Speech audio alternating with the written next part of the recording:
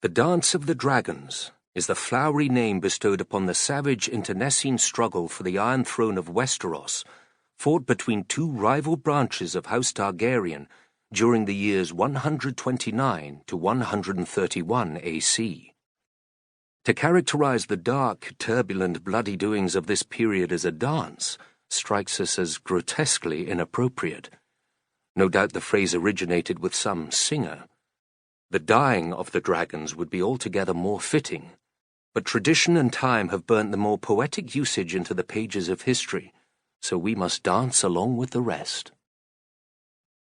There were two principal claimants to the Iron Throne upon the death of King Viserys I Targaryen: his daughter Rhaenyra, the only surviving child of his first marriage, and Aegon, his eldest son by his second wife. Amidst the chaos and carnage brought on by their rivalry, other would-be kings would stake claims as well, strutting about like mummers on a stage for a fortnight or a moon's turn, only to fall as swiftly as they had arisen. The dance split the Seven Kingdoms in two, as lords, knights, and small folk declared for one side or the other and took up arms against each other. Even House Targaryen itself became divided, when the kith, kin, and children of each of the claimants became embroiled in the fighting.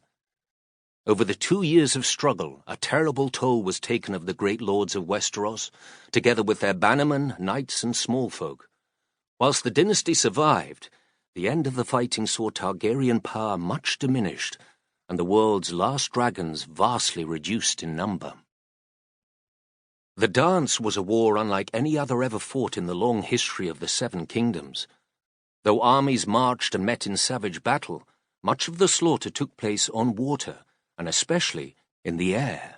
As dragon fought dragon with tooth and claw and flame, it was a war marked by stealth, murder, and betrayal as well, a war fought in shadows and stairwells, council chambers and castle yards, with knives and lies and poison.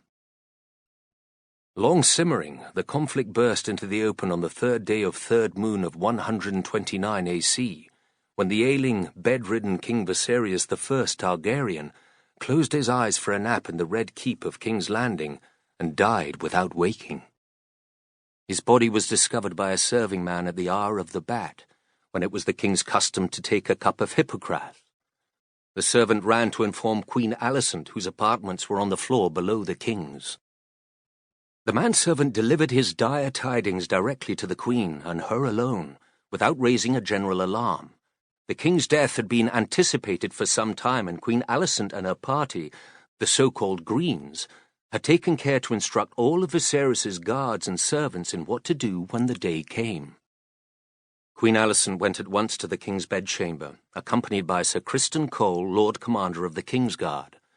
Once they had confirmed that Viserys was dead, Her Grace ordered his room sealed and placed under guard. The serving man who had found the king's body was taken into custody to make certain he did not spread the tale. Sir Criston returned to White Sword Tower and sent his brothers of the King's Guard to summon the members of the King's Small Council. It was the hour of the owl.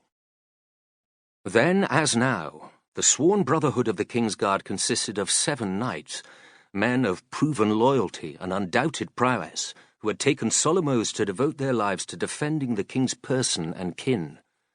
Only 5 of the White Cloaks were in King's Landing at the time of Viserys's death: Sir Criston himself, Sir Aric Cargill, Sir Rickard Thorne, Sir Steffon Darkling, and Sir Willis Fell. Sir Eric Cargill, twin to Sir Aric, and Sir Laurent Marbrand, with Princess Rhaenyra on Dragonstone, remained unaware and uninvolved as their brothers-in-arms went forth into the night to rouse the members of the small council from their beds.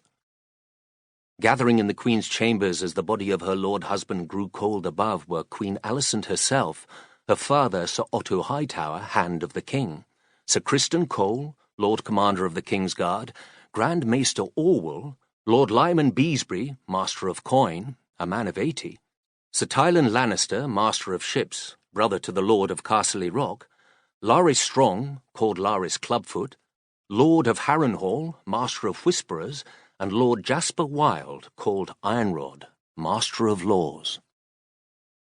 Grand Maester Orwell opened the meeting by reviewing the customary tasks and procedures required at the death of a king, he said. "Septon Eustace should be summoned to perform the last rites and pray for the king's soul. A raven must needs be sent to Dragonstone at once to inform Princess Rhaenyra of her father's passing. Mayhaps Her Grace the Queen would care to write the message, so as to soften these sad tidings with some words of condolence. The bells are always rung to announce the death of a king. Someone should see to that, and of course we must begin to make our preparations for Queen Rhaenyra's coronation." Sir Otto Hightower cut him off.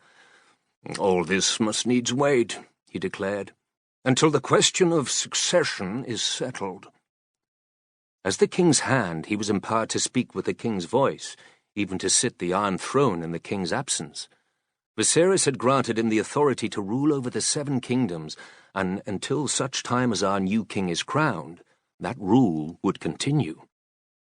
"Until our new queen is crowned," Lord Beesbury said in a waspish tone. "King," insisted Queen Alicent. "The Iron Throne by rights must pass to His Grace's eldest true-born son."